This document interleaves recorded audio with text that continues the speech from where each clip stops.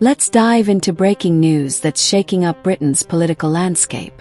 Nigel Farage has just announced Reform UK's plans for what he calls massive welfare cuts, specifically restricting benefits to UK citizens only.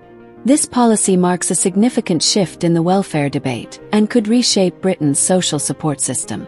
Let's break down what this means, who it affects, and why it matters in today's political climate. Nigel Farage made this bombshell announcement at a recent press conference, where he outlined Reform UK's vision for a complete overhaul of Britain's welfare system. The core proposal: restricting welfare benefits exclusively to British citizens. This goes beyond previous mainstream policy suggestions, representing one of the most dramatic proposed changes to the social safety net in decades. Reform's justification centers on fiscal responsibility. But what would these cuts actually save? The British welfare system currently costs approximately £240 billion annually, representing about 11% of GDP. How much of this goes to non-citizens? The numbers are contested, which raises the question: is this primarily an economic policy or something else entirely? This announcement doesn't exist in a vacuum. With Parliament increasingly fragmented, Reform UK is clearly positioning itself as the party of radical change on immigration and welfare.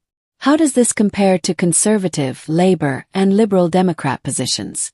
And more importantly, how might this force other parties to respond or adjust their own platforms? Recent polling suggests British voters remain deeply divided on welfare reform.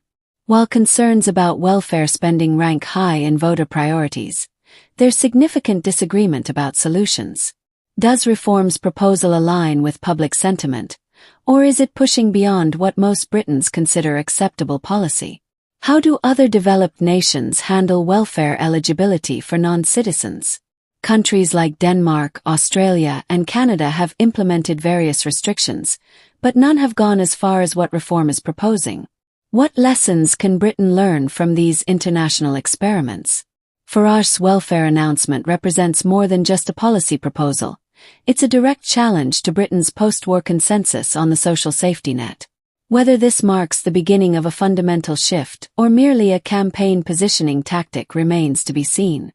What's clear is that the debate around who deserves support and under what conditions has been dramatically escalated.